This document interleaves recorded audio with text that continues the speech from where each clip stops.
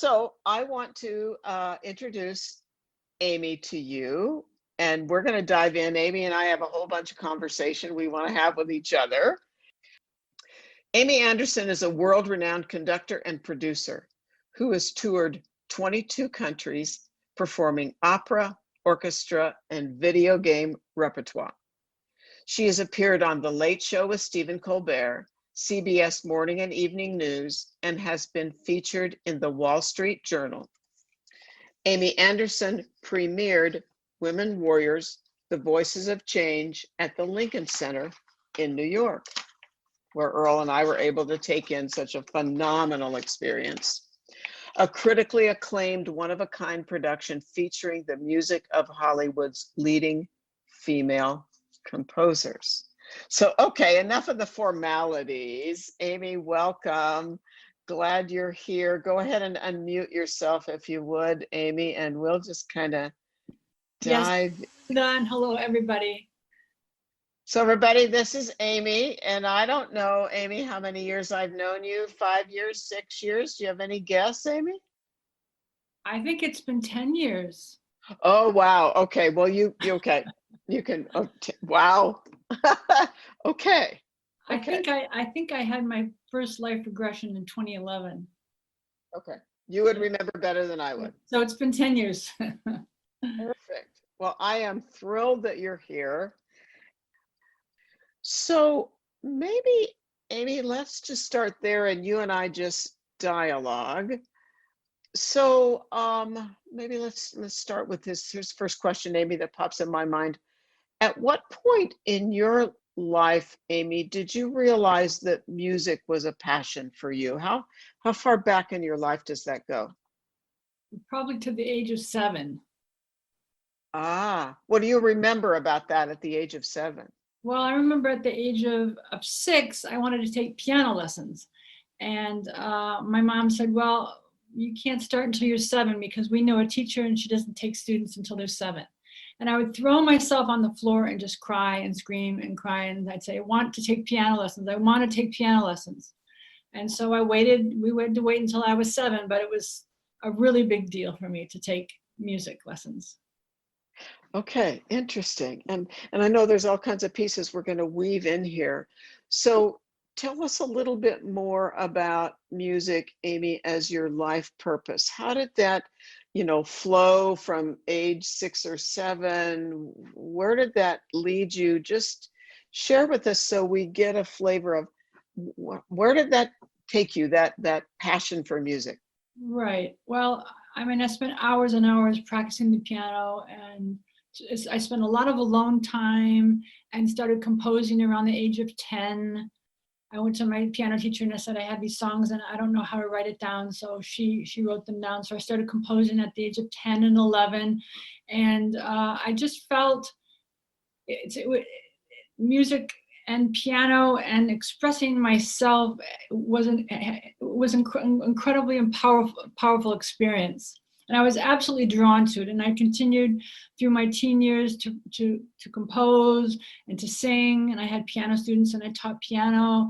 And I even had a independent study in 11th grade. My teacher let me go into a little room by myself when everybody else was doing an elective class, and I was composing.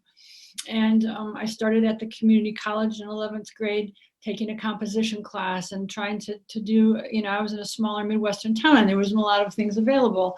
But it was, I wrote a piece for my high school choir and we toured through Europe with it and we sang it in every single city.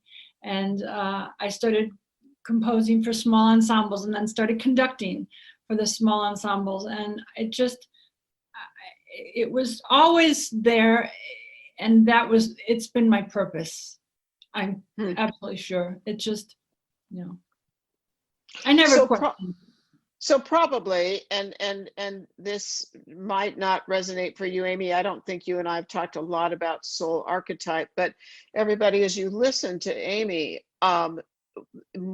I would say almost for sure, and I've actually not chatted with Amy about this, but I would suspect that Amy's soul archetype is Soul Ray 4. because that's the aesthetic, and blending elements, blending musical elements, creating musical balance, and all of that. So, so Amy, did you go directly, and just so funny, I feel like I know you, Amy, but there's certain things I don't know about your life. When you graduated high school, did you go directly into undergraduate work, and were you a music major? Yes, I went directly into undergraduate work, and I was studying voice, piano, and composition. So I was like a Bachelor of Musical Arts, and I was just getting my feet in everything that I could. And where did you go to undergrad? I went to the University of Michigan in Ann Arbor. Okay. Yeah. Okay. So keep going. Then what happened with obviously you knew early on that music was the core of you, that my understanding of you now, Amy, is that you're not, is this correct, that you're not composing, you're working with composers? Yeah, I work correct? with composers because I actually at a certain point, I mean, I wanted to be a singer. I thought I wanted to be a singer, and then I thought I wanted to be a composer, and then I thought, oh, the composers that I know, they spend all their time by themselves at a desk composing, and they have to be very solitary creatures. And I thought that's not for me. And then I thought I wanted to sing, and I had a teacher who said you could be a fabulous singer. And but then I thought I have to run around with scarves around my neck, and I couldn't go out in the cold, and I had to drink tea, and I couldn't do all the things that I wanted to do, like scream and shout and ski and everything. So I said, no, I don't want to have that kind of restraint. But how can I be completely involved and experience music? Oh, it's conducting. I can be with the orchestra because I was a pianist, so I wasn't necessarily playing in the orchestra. So I can experience the music of the orchestra, the repertoire of the orchestra, and I can feel the music in my body. And as a very athletic young woman, that was very appealing, right? It kind of lit me up. So I started taking conducting classes as an undergraduate, and that was it. I thought, this is where I belong, or this is certainly where I feel I can give something. It's like, everybody, think about your own life. Like, we all have that circuitous path of, maybe I'll try this, maybe this works, oh, maybe I'll do that, maybe that works. And then you come upon, as you're saying, Amy, conducting is your passion. So, okay, so Amy, and we'll come around to more soul related things. We will also come around to grief related things, because I think that all really fits here too. But so then what happened, Amy, once you latched on to, okay, conducting is your passion? Where did that go? Yeah, and then I got my master's degree. I went to New York City to the Mannes College of Music, and I studied, and I was actually there for 3 years. And got my master's degree, and I was actually studying with my husband, who became my husband. We met before I studied there. We met as undergrads, and he ended up teaching there, and I ended up studying with him because he was the greatest teacher I knew. And we ended up going to Germany and spent 12 years in Germany, and he worked and I worked, and we created a life there filled with music. So Amy, you and your husband moved to Germany. Were you both conducting when you lived in Germany? Oh, yes. He had a job and a contract immediately before we left. He had a contract, and I did freelance all over the country in different cities. I was teaching at the University in Berlin, and so he was working. Had a tremendous, high-powered, very difficult, career. I mean, took a lot of energy, and because we wanted to have kids too, I did less, but I always was working in some capacity. Okay. So kind of just weaving this, Amy, fast forward. So okay, let me back up a step just to try to follow this. When you're living in Germany, are you married at that point or not yet married? Oh yes, we got married as soon as I graduated with my master's. We got married and came over to Germany as a couple. Yeah. Okay. So tell us, and again, 20,000 questions here for you, Amy. Tell us a little bit about the career of your beloved husband, Yaakov. Yeah. he was an extraordinary conductor, and he worked so hard, and he devoted really every moment of the day, because he was born to do that. He always said it's a gift from God, and I have a responsibility to get that into the world. So he worked incredibly hard, and yeah, I mean, he became, he traveled everywhere, and he was really, in all those years, I didn't really see him much because he traveled, and he was gone 6 and 7 and 8 months a year kind of thing, and had jobs in different countries and that kind of thing. But so everyone, I want you to, and I'm sure you're absorbing this, you're listening to what I'm kind of asking Amy questions to weave her life story. So Amy's husband becomes, I think it's probably fair, Amy, to say, a world-renowned conductor. yeah. Mm-hmm. He is a man, I believe, with his own Wikipedia page, correct? Mm-hmm. Yeah. Okay. At what point, so Amy, then what happens in your life? I know then you had children. How did that decision happen once you decided to have children? How did that decision come to be? And then how did that affect your life? Well, how did the decision come to be? It was just a natural thing. We wanted to have kids. It was, that was a natural decision. And how did it affect our lives? I asked my husband before he passed away, I said, how did having kids affect your life? Did anything change? And he said, no, nothing at all, because he kept working and working and working. And I said, oh, really? Because when we had kids, my whole world changed, and that I was trying to juggle, doing my own projects and having him be away. And I became kind of a single parent for many, many years. So that it affected my life in a very profound, beautiful way, of course, but it made it more difficult to juggle all the pieces. Okay. So yes, I'm going to keep kind of bringing this whole story out for all of you so that you understand Amy, not only just as a human person and what she's doing in her life as a human person, but who Amy is as a soul. So Amy, this is probably fast forwarding. So what happens, and I may have the timing a little bit off, am I correct that that Yaakov becomes, you move to Monaco, right? And at that point, then what happens in your life? Well, yeah, I can just back it up a little bit. After Berlin, I decided to move to the States with the kids because he was working all the time, and he said, it'd be great, go to the States, be with your parents, be with your friends, and I'll just travel internationally back and forth. So we did that for 10 years. And that's, I was in your neck of the woods, Linda. And then after 10 years, he said, I can't do this anymore. You've got to move over. I got a new job, and let's go. And so the house that I renovated, I said in a second, okay, let's go. He said, I can't do this anymore. So we sold the house, and we moved over to Monaco, where he was with the orchestra. And it was a wonderful opportunity for us to be together, because he said, I don't want to work that much as I've done. I don't want to travel much, and if I do, you're gonna come with me, and we're gonna create this new chapter and finally spend time together, because we had been, I had a long distance marriage for 21 years.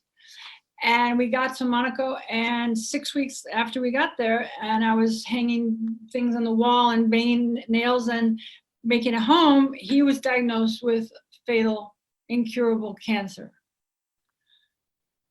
And so our lives were thrown into a big loop. It was cruel, and it was very difficult, because we had finally wanted to spend the rest of our life together in the same town, in the same house, and that wasn't meant to be, or that didn't happen. Amy, how old were your boys at that point? My oldest was 19, and my youngest was 14. Okay. So then what happened? Yeah. So Yaakov's diagnosed with cancer. Yeah, and he managed to hang on for 22 months, and then he died, and then I had to pack everything up and leave within 4 weeks, because I no longer had a residency permit to live there without him. And so I packed everything up and I moved back to the States. Yeah. Okay. And it's not too long after that, Amy, is this correct? When you and I met and you came for regression, is that correct? That's correct. Yeah. So that was in 2011. Okay. And I was completely shattered. I was just devastated beyond belief. And I thought there has to be some information. There has to be something I can learn. Okay. There has And to be a golden nugget. what, if anything, stands out from, the reason I'm asking you all these questions, because what I want people to hear your life story, but I want them to understand you as a soul and what you've brought to the planet and what you're bringing to the planet. So, okay, so you come for a regression, and how does that help you? And there were two things in the regression. The first one that I'm regressing. I'm way back in ancient Egypt, and I'm a young woman who's an architect, and I'm helping my father, who's a very important, I don't know, king or something in the valley. He bestows the responsibility of some of the architecture onto me, who's a woman, which was very unusual. And I'm young, and I'm working, and I'm planning, and there's all kinds of things going on, and it's just spectacular. And then at some point I was regressed to when I was older, and I'm saying that I'm smelling smoke. There's a fire. There's like some kind of community invading our community, and there's all kinds of things going on. And I'm actually taken away and put into some kind of a chamber to be protected. And there's a young man at my side, and it's my son. And he's saying, it's okay, it's all right, you're gonna be okay. And it turns out that he's my husband who died. Mm-hmm. And I felt that, and I saw him in that regression, and it was profound. And then I think you had me go through the death experience, which was exquisite. It was blissful. It was beautiful. And I had the same feeling in that moment when I was regressed and I experienced death, the exact same feeling it was when my husband died. When he died and he took his last breath, because he died at home, I cared for him at home, I felt the most extraordinary energy in the universe go through my body. I felt like it was cosmic bliss. And I was confused because he had just died, and yet I was shining like a bright light, and I didn't know what that meant. And for 2 weeks, I was on high on LSD or something. I was in grieving, but I was ecstatic, and I didn't understand what does it mean. And so when I experienced that past life regression and I went through the death, I said, oh, I know that feeling. That's what I felt when he died. And so that connected me to something I had known in a previous life and now experienced again. And I was very, very grateful for that. Wow. Okay. The other piece that I remember in your regression, when I guided that regression, is, and everyone, I'm saying Yaakov because that's the first name of Amy's husband. Mm-hmm. It's a very powerful name. That's the name of Jacob in the Hebrew language. What I remember, and Amy, you may remember this more clearly than I do, is in that regression, Yaakov spoke to you across the veil. Oh, yes. Do you remember that? Okay. Do you remember what he said to you? I'm not sure. I mean, I remember like I was, it was sort of in between life. I went into between life space, and I saw like a flickering lights, like the Council of Elders. I was told this is the Council of Elders, and you can ask them any question. And so I get emotional because it's still so vivid after all these years. And I asked them, I said, why did my husband die? It's so difficult. Why? And they told me, because you had a life together, and he lived to the fullest for the first 50 years. And the second half now is for you to live to your fullest, which was a wonderful, wonderful piece of information, because it's really how it's turned out. You know, he Yeah. devoted every waking hour to his music, although he absolutely adored us and was devoted to us, but he had devoted everything to the music.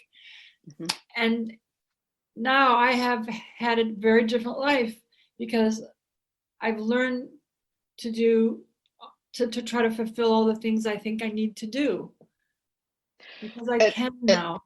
and it's always powerful. And Amy, this is beautiful because you, of course, were the client and you're remembering what you remember. And from my side of things as the therapist, because I know where your life has gone since then, which I'm so profoundly, I don't even know what the right word is. I'm very affected by what you've created since then. And so I remember that piece, and I remember something like, and I'm sure this may not be the exact right words, but something like Yaakov saying, and now it's your time, and now it's your turn, and Yes, now you are to take those musically creative conductor juices forward.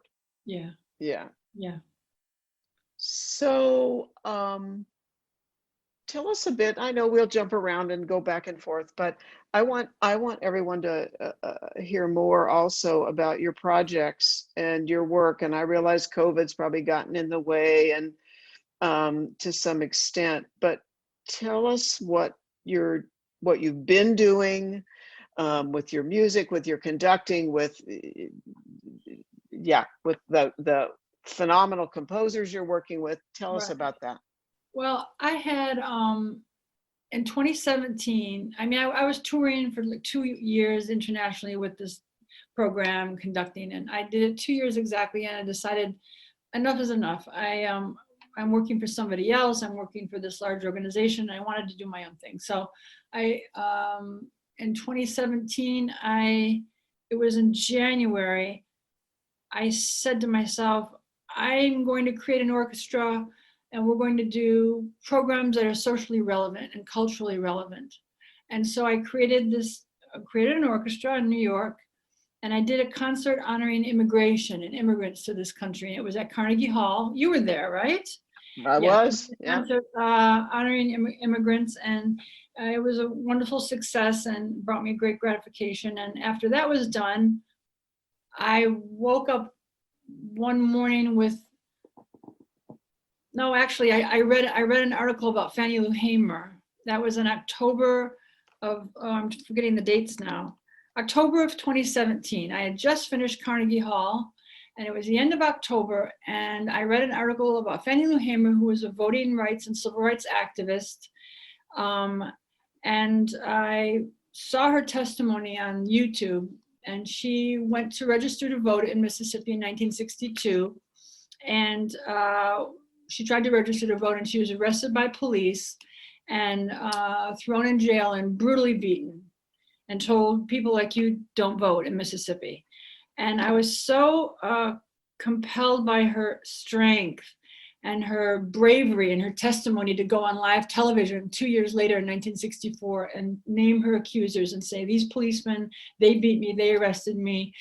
And it was a social justice moment, a civil rights moment, a Me Too moment, a Black Lives Matter moment. Everything came together. And she inspired me to create Women Warriors and Voices of Change. The whole project came from this connection to Fannie Lou Hamer. Yeah, and that's so, Amy, it's so incredibly timely. And I'll just say that I have followed Amy's creative work, and Earl and I were privileged to both be at the performance at Carnegie Hall and then the performance at the Lincoln Center.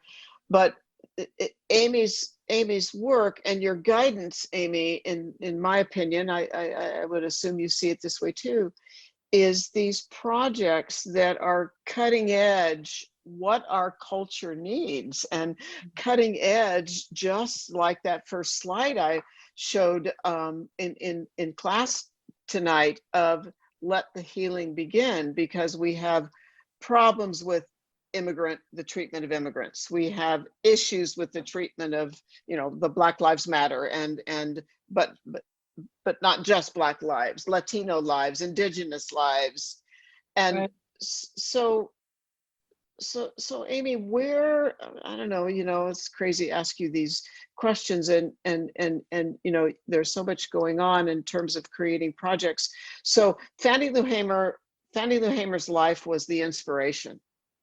Then how did then the rest of the project and the program of women, warriors of change, how did all that come together? Yeah, and it's people ask me that all the time, and I sometimes throw up my hands, and I can only kind of tell you what I know, because there's a lot that I don't know, I think.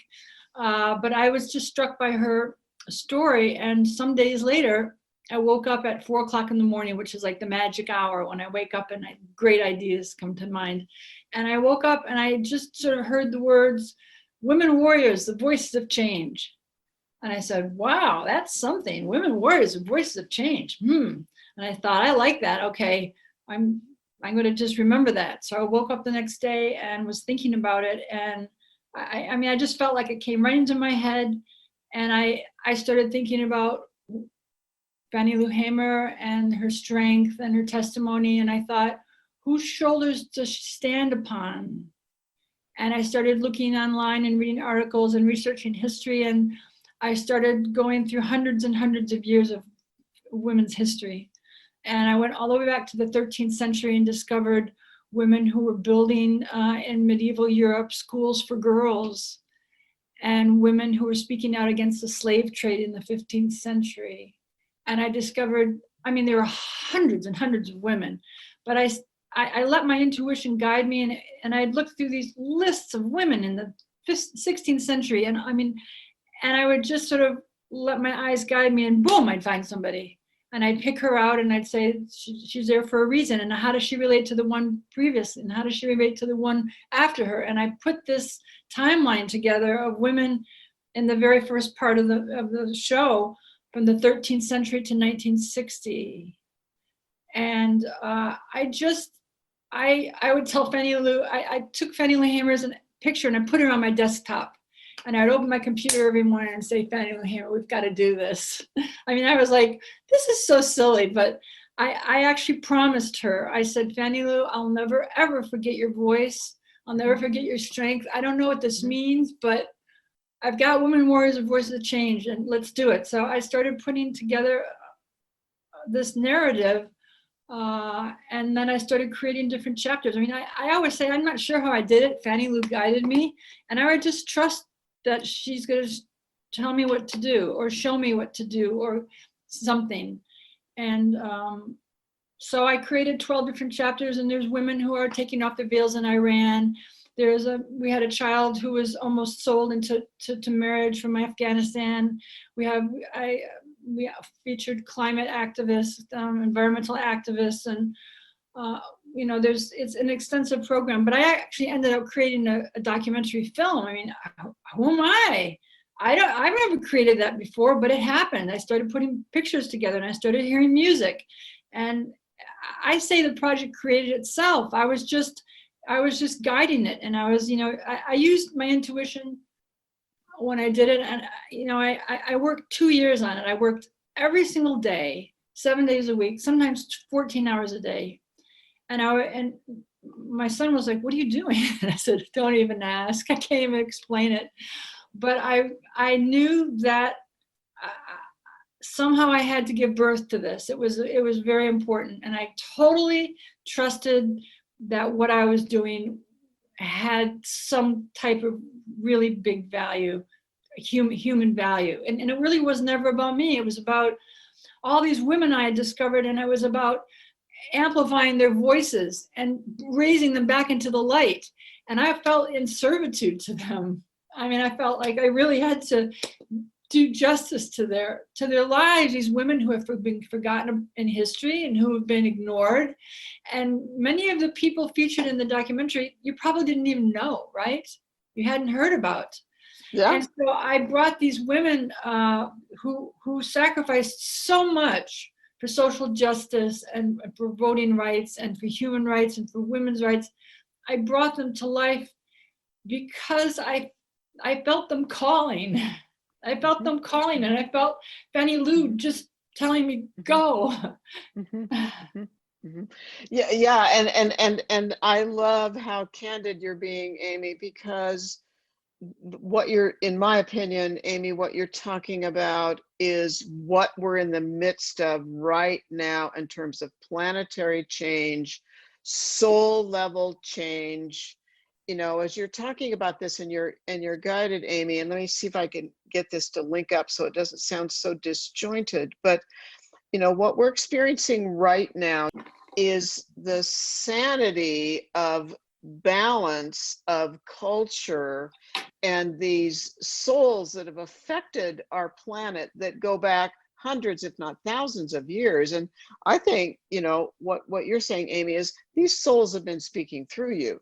These souls have been guiding you, you know, whether it's Fannie Lou Hamer or any of these other souls that go back to the 13th century, as well as the immigrant population, is that we, oh my gosh, there's so much I could say about this.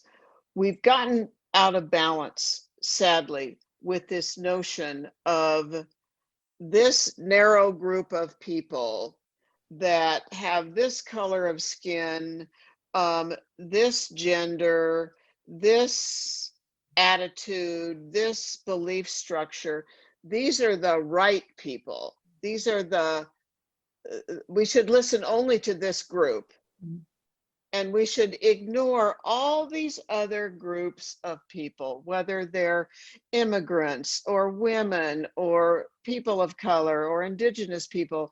And it's why, everybody, I mean, I feel like I know Amy at a fairly deep level, know you, Amy, at a fairly deep level, but these projects that you allow yourself to channel, Right, bring change, and that any of us can bring change. It doesn't require, some of you may be saying, I don't know if any of you are saying this, but like, well, how can I bring change? I mean, Amy's she has a master's degree, she's a composer, she lives in Manhattan, blah, blah, blah. But we're all capable of bringing this change, each in our own way. And, you know, I wanted you to kind of listen and walk the journey of Amy's life, and Amy, how you've brought these projects together. If you will, Amy, add in, you know, it's interesting, Amy, when I think about you, and you've talked about the loss and the grief of Yaakov, and I want you, if you will, in a minute, just to share your other profound grief experience. But I just have to comment before Amy shares that, is that, you know, that's the person we have stepping into the United States presidency, is a person who understands grief and knows how to allow grief to change us and mold us and then move us forward. It's not like we block that out and put up blinders and say, well, I'll only be able to move forward if I don't look at my grief. It's no, grief is almost the canvas right. that we utilize. So Amy, say just anything more you want to say about grief in your life. Yeah, 3 years after my husband died, my oldest son died tragically. And sandwiched in between that was my dad and my mom. So I had my husband, my son, and both my parents in 3.5 years died. And so what you say about Joe Biden is absolutely true, because grief taught me, sorry to cry, but grief is the best teacher, is the best teacher. And I said to grief, teach me everything I need to know, because I have a life to live. I can learn, and I absolutely, this will not bring me down. I'm not going to lose my life through grief. I'm going to have a purpose and a passion, and I'm going to do good in the world. I'm sorry. No, don't be sorry. Yeah, Totally fine. I said totally I'm going fine. to do good in the world, And every day, I thought, I mean, oh, I'm not so exceptional. I lost my husband and my son, and I lost my parents, but there are whole villages who die. There's hurricanes, and there's tsunamis, and there's holocausts, and there's terrible tragedies. And I said, I'm not so special. Why am I so special with my grief? It's part of the human experience. That grief and pain and beauty and joy all coexist. And so once I realized that, I felt it's okay. I can feel hopeful, and I can feel strong, and I can feel pain, and I can feel loss. And it all kind of got knitted together. And I integrated my grief and my loss, like I knit it together like a new like a new rope, and like a new something, and it gave me strength. And I've held on to that the whole time, and it's made me who I am today. Yeah, I mean, it's almost like without the darkness, we don't know the light.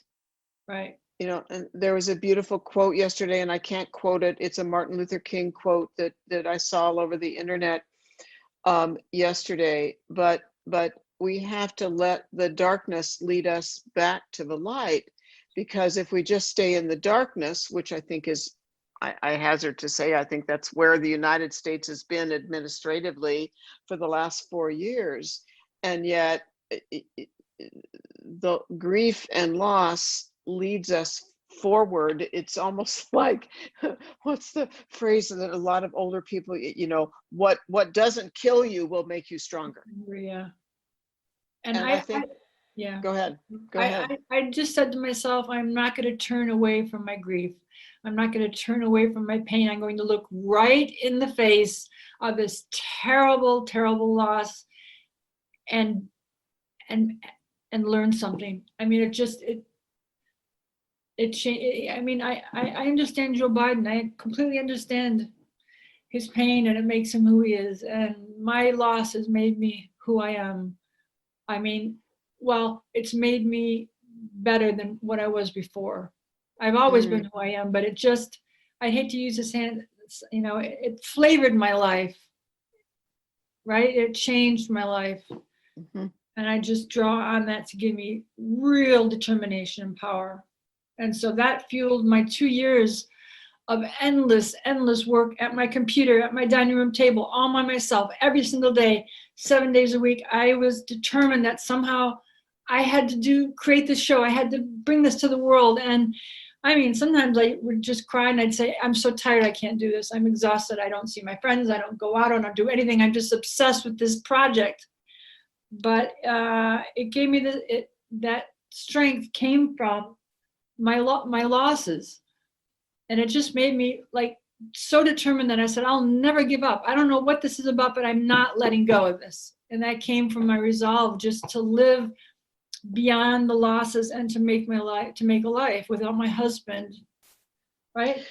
It's almost like, Amy, I think that grief and loss, it's like, perhaps without grief and loss, we can skate on the surface of life. But if we're really going to cope with grief and loss, we've got to go deep into our feelings and deep into our questions about the meaning of life and deep into what happens when we die. And but that's, it's almost like stirring the pot of the morsels that really create depth and change. And without those morsels that we have to go deep to find, we'd just be skating on the surface of life. Yeah. So Amy, what are you working on now? Well, I released during the pandemic, I produced the soundtrack to the whole concert. It's a CD. I went over to Latvia and recorded the whole concert live. And so I work with my audio engineer, and he's in LA. I mean, I have this little book. I'm not like peddling this, but I'm just showing you. It's like, this is a book, Women Wars. This is the booklet, but it's a CD. Oh, here we go. It's a CD. I mean, I had to design the cover, and it has a CD in the inside, and there's a photograph of all the composers, and it has a booklet, and it tells about the project. It's a 28-page color booklet, and it tells about the composers, and I talk about Fannie Lou Hamer, how I made a promise to her that I'd always remember her voice, and it features some of the women that were featured in the documentary, and it took me 8 months to do. It was a labor of love, and again, I was like, oh, how can I keep doing this every single day? I'm on the computer, and we're doing these sound checks, and I'm doing the editing. But then again, I said, I gave birth to the concert at the concert hall. Okay, this is inevitable. I got to keep doing it because I just know the answer is it's got to be. So it will be released on Spotify and all the streaming platforms. So, and now I'm just doing the final edits to the documentary and doing all the end credits. And then I put all the now professionally produced, music, I sync it with that. And then I'll go to online film festivals and submit it. And, and then I'm doing some other kinds of formats, like a sizzle reel that I'll give to like a short, like 10-minute reel that I give to orchestras and say, this would be great to have, with your orchestra in 2022, probably we'll have live concerts. So I've been busy the whole time. I'm like, I'm never not busy. And are you saying that in 2022, Amy, there will be live concerts with the Orchestra Moderne? No, I think it would just be city to city with like Philadelphia Orchestra and the Houston Symphony, all those places that I've been. I'm hoping that they're going to be interested in this. I mean, I had a lot of interest in January before the pandemic hit, and orchestras said, this is fabulous. Let's try to get it on this in the summer. And then the pandemic hit and everything's gone away. But it will come out. That's the last part of this, that it's going to go out into the world as a nonprofit project and go all over the world. I think to Europe and to Asia, maybe with orchestras to spread the message of what it's about. Right? It's meant to be out in the world to inspire girls and women. It's incredibly powerful, everyone. And again, Earl and I were privileged to experience it at the Lincoln Center. And so I would go on people's websites really and just like listen to little fragments and go, I'd listen maybe to 30 different pieces and say, that's the sound that I want. And then I contacted the composer and I'd say, I've got this chapter on the AIDS crisis. And I heard an excerpt of your music. It needs to be twice as long and it needs to have a middle section, but can you do something? And then the composer would say, sure, send me the documentary. So I'd send them a 3-minute little chapter. And so I did it that way. I kind of picked and choose. It was all about the sound and the color of how the film could be highlighted and complemented by music. And so I had a few composers who couldn't work on the project, who said, I'm busy, I have a premiere and this and that. I would have loved to, I mean, I had a young woman from Afghanistan who was for sale at the age of 10 as a bride. And she came and she rapped a piece called Daughters for Sale. And so I found an orchestrator and they orchestrated this rap thing when she had a rap beat and she played it when we did it with the orchestra. So that was interesting. But I mostly chose by the sound of what I was hearing in my head, and I tried to match it with whoever had that sound.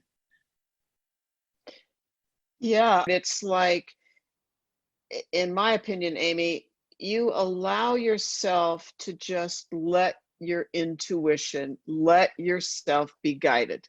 Yeah. And it's, to me, it's organic that way. It's just like, as you found composers and you knew what you wanted. And I mean, I can say to all of you, both the two programs, and they're programs more than, I mean, for me, Amy, I wouldn't call them concerts, the two events that Earl and I have had the great privilege of being in New York to experience. They're projects with voice, with music and speaking and video, and they're incredibly integrative.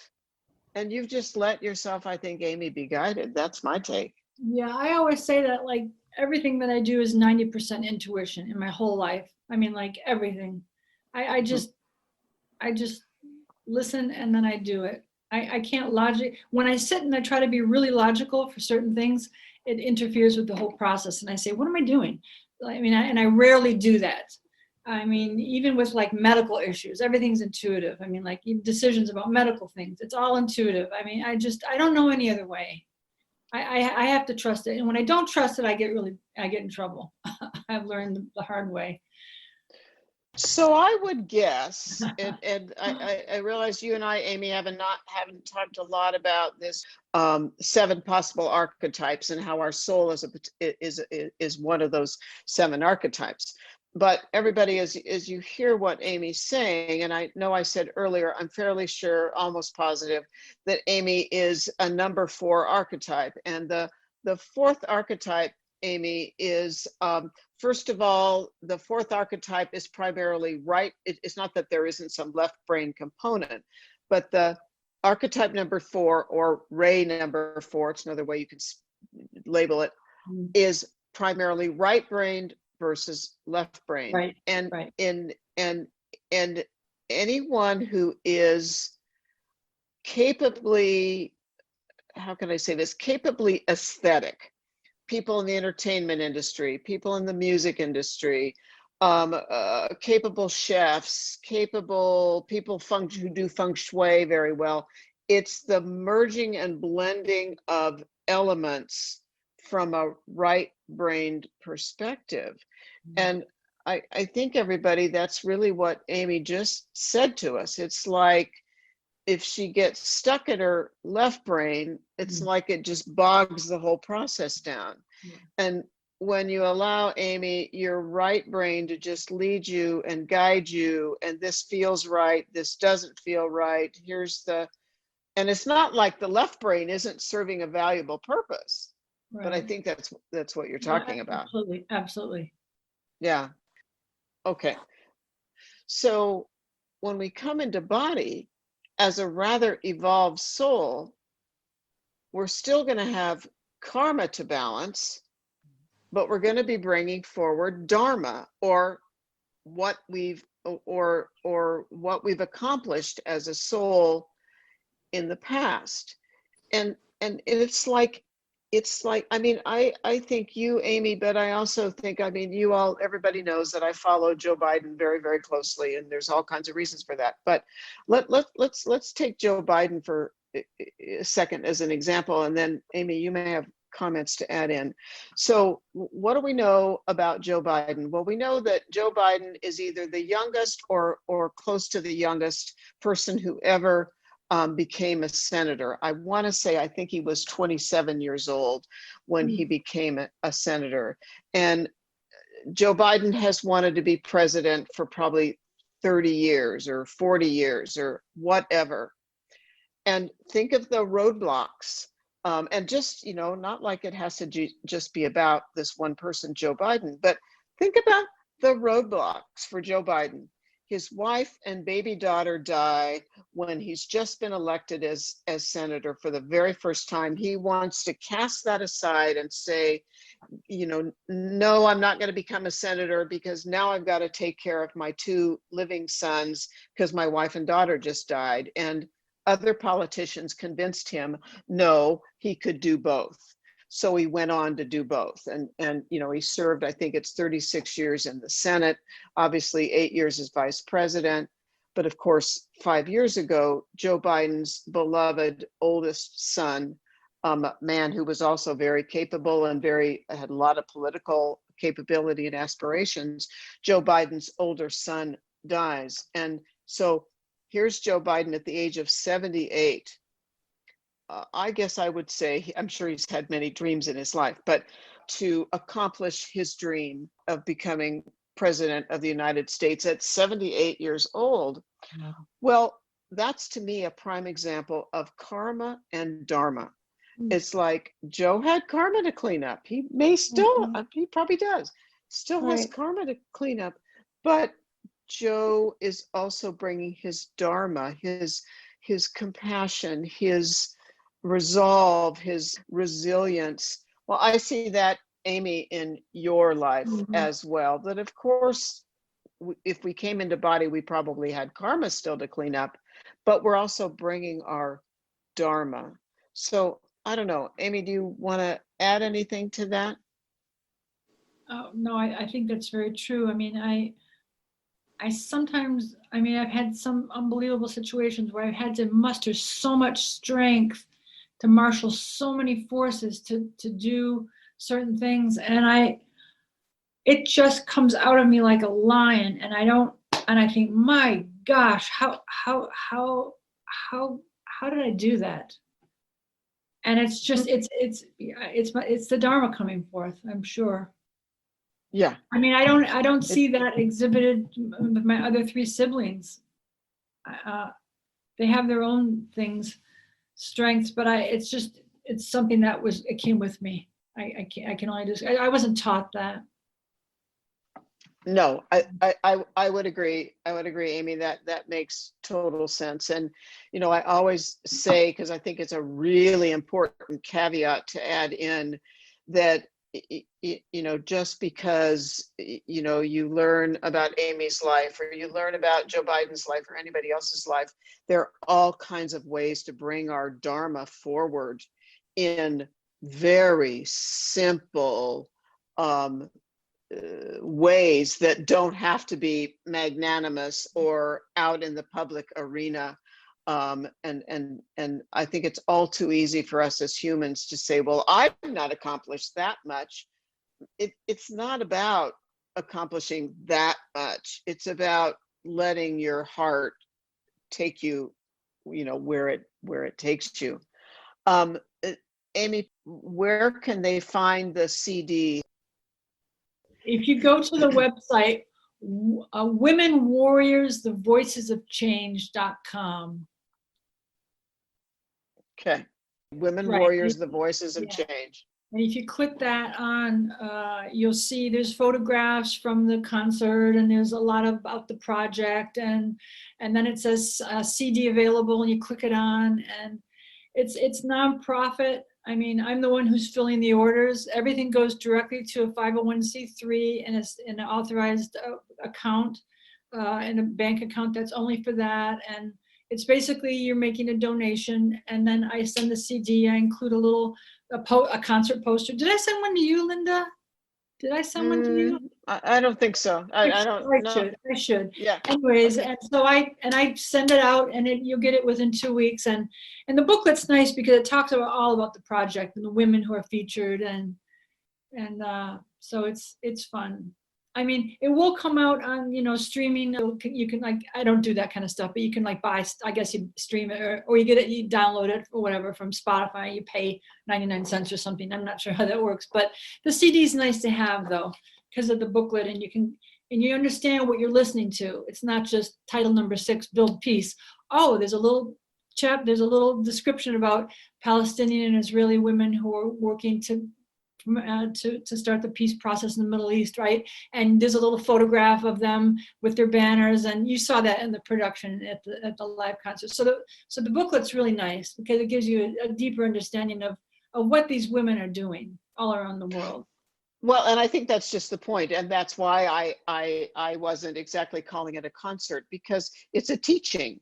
It's a deepening. It's a teaching. I mean, for any of you who go, you buy the CD, trust me, you will be touched beyond touched. I mean, often sitting there in, the Lincoln Center, and I remember feeling the same way, Amy, at the first program at Carnegie Hall, just really touched by the power. In my opinion, it's the power of honoring the history of all people. It's the power of honoring, in regard to the program on immigrants, it's that, our country, the United States, was built by immigrants. And, I'm a second generation American myself. So it's like both concerts and both programs are like teaching tools. And they're so much what our culture is so deeply, deeply needing. Yeah. And Well, Oh, I'd go like no, go to say, ahead. I'd Go like to ahead. get this, the film with the music out some type in a format to all high schools and colleges and women's studies programs and universities. And I hope to be able to go to those places and work with the orchestra and do a concert. And it's a nonprofit endeavor, and I hope it's educational, and that's the mission of it. That's why it came to me. It's like it just came through me. Now I need to give that back. So Amy, here's a question. Yeah. And for some of you guys, as I've asked questions, in some cases I kind of knew what Amy was going to say. This question, I don't think I know what you're going to say. So Amy, do you now? It's been 10 years since Yaakov passed, and how many years since your son? 6. 6. Do either of them speak to you at times? Yes, they do. Do they guide any of your projects? My husband, for instance, I was conducting, I was doing a rehearsal, I think, for the Lincoln Center concert. And my husband told me before he died, he said, "I'll always be with you, and I'll be on your right, behind your right shoulder." And so I've always assumed that he would be. And I was doing a rehearsal the day before the concert, and the orchestra was not together, and it had to do with how I was conducting with my baton. And I heard this little voice say, "Lighten up and do less." And I did that. I did lightened up and did less, and suddenly the orchestra came together. So it was like, oh, he Wow. was there. He was there. He was there. Cool. And, Yeah. my son still is, I feel like he's still working on things because he was only 23 when he passed. And I feel like he's still finding he's developing as a soul, but they're together most definitely. And yeah, I mean, I still touch base with them a lot, and I still talk to my husband, and every single day, I say something to them, or I think of them, and they're very much a part of my life. Every breath I take, still. So Amy, is it Daniel or David? Those are Amy's 2 sons. Which of your sons? So we talked about this years ago, and I'm almost sure this is correct. So one of your boys, when they were like 3 or 4, you found them by the door of your house. Yeah. And whichever son it is had packed up a few belongings, and you found him by the front door. Do you remember that? Yes, exactly. And what did he say? I found this a very powerful example of a highly evolved soul at a very young age. And Yeah. what did your son say to you when you found him by the front door? Yeah, I said, "Where are you going?" And he said, "I've got to leave, Mom. It's my time to go." And I said, "What are you talking about?" He said, "I've got to go out into the world and seek my fortune." And it's a rainy, cold night in January, and he has his boots on, and he has his little toy truck, and he has a blanket. And he said, "I've got to go out in the world and seek my fortune." And I said, "It's too early. We're going to go to bed, and I'm going to read you a story." And he kept insisting, "No, Mom, it's time for me to go. I need to go out into the world." And I was just speechless. Yeah. I for some reason, certain things just stick in my mind, Amy. I forgot about that. Yeah, and I mean, I think that is a classic example of an old soul in a little boy's body, and he knows what he needs to go do.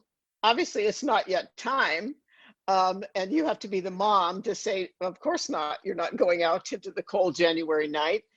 But that always struck me as a classic example of the voice of a mature soul Right. speaking. Yeah. And that was David. He's the one who died. And so who knows, right? He had other work to do on the other plane. Right. And as you say, you think he's still developing, and yet who knows? We talk in this course, Amy, about whether we're in body or we're not in body, our soul, our higher self, or the totality of our soul, we have roles and responsibilities and commitments in the Right. higher realm, Mhm. incarnate or not. And so that's a classic example of who knows what David's roles and commitments and responsibilities are in the higher realm, Right. and that may have something to do with, you know, as hard, as incredibly difficult as it is to have our child leave their body. But Who you knows? know, he did for the first couple of years come to visit me in dreams. You know, I'd Mm, see him like not frequently, but he'd appear in a dream and he'd look great. And I'd say, "How are you?" And "You look so beautiful." And he'd say, "I'm great." And, you know, my husband came to me in dreams many, many times the first 2 years because I was in such distress. And I think he came to me in dreams always to kind of calm me down because I would feel so much better. But I just saw my husband in a dream yesterday, and I haven't seen him for quite a while. And he was with he was with my son. He was with what am I saying? He was with my son, and they were both laughing. And my husband was blowing his nose like he used to always blow his nose and make this little joke with a handkerchief. And they were actually doing that just last night. So oh, that was, wow. yeah. I just remembered it. How powerful. Yeah, so I take that as a blessing, and it's a wonderful gift. I mean, as much as it's still painful, I have to say that, and there'll always be a sense of loss and sense of pain, but because they're always with me, it's given me such strength because Mm, they're there. I have no yeah, doubt. I mean, I lost them only in the physical realm, and I have to, yeah, and that's the most difficult because of their hair and their skin and the way they smell and the sound of their voice, you know. But I'm less attached to that physical representation because I no longer have it. And so, right. you know, I have my son's hair, I have his lock of his hair, and my husband's hair, and I have their personal effects. But I'm less and less attached to it because I've grown so close to them in out of body. Yeah, I mean, I think that's the beautiful learning of when we face grief and loss, and if we're spiritually oriented people, so that we can learn how to trust and feel them at the soul level, that of course they're never really gone. I've often thought about grief, and I mean, it's such a powerful emotion and has such incredible energy. I mean, the energy it takes to experience grief. I mean, your heart pounds and you're exhausted, and it's just an all-consuming thing. And the energy, right? The grief energy is so it's enormous. So if you can take the energy of grief and break it open and harness the energy into the positive, right? You transmit it or transform it or whatever, like alchemy, and the energy of grief goes into the energy of to do Herculean things. Well said. I I don't know mean, how to it's like, describe it in a way. well, because the intensity of loss is huge, and yet hugely powerful, Right, hugely challenging, but right, hugely powerful. right, Yeah, right. yeah. Well, Amy, we're going to run out of time here shortly, but thank you, thank you, thank you for Thank coming you. and joining us, sharing your life, sharing your story. Um, Anything you want to add, Amy, in closing?